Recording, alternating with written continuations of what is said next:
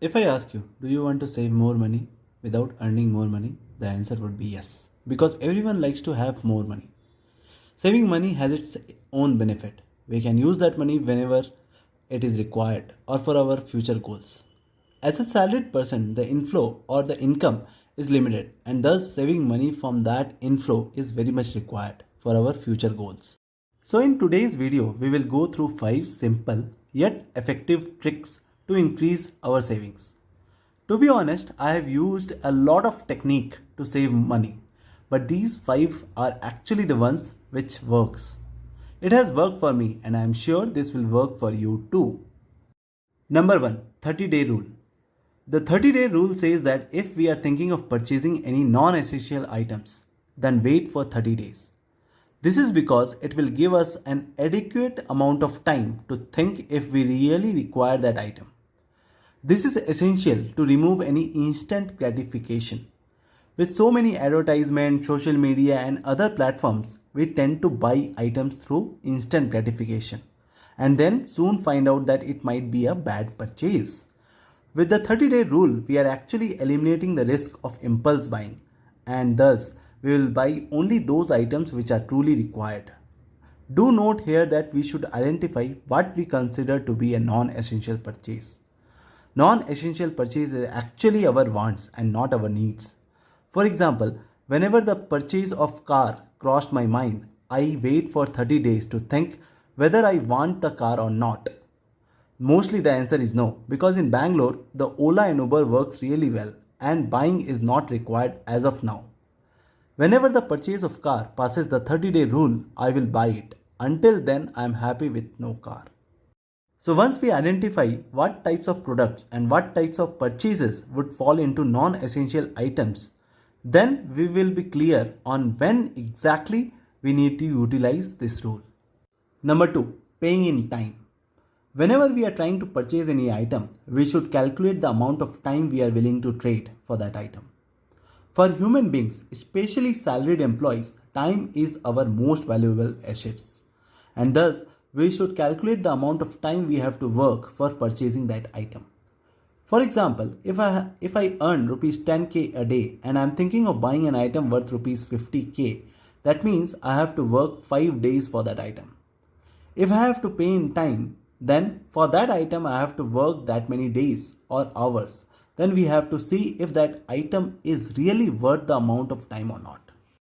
For every purchase, I try to mentally check the amount of time required to pay, and thus it gives me an idea if it is worth or not.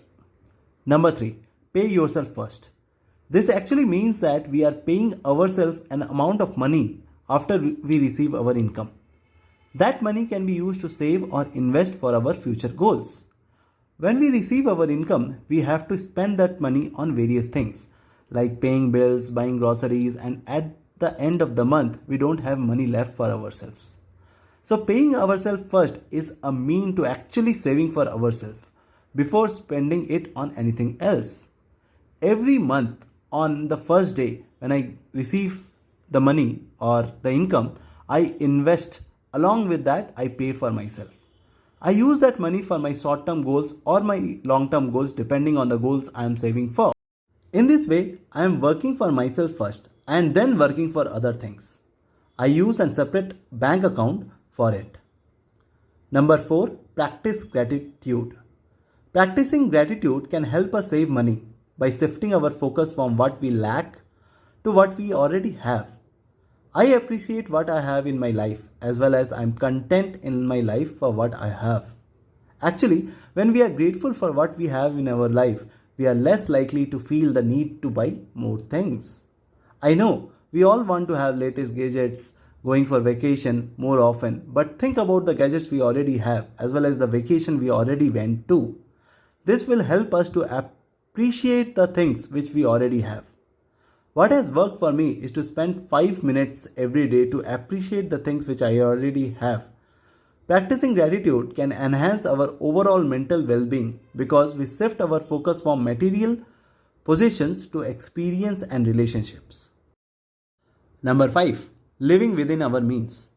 This is no brainer. When we live within our means, we will be able to save more money. It actually ensures that our expenses are aligned with our income, and thus we can also save money for our goals in our life.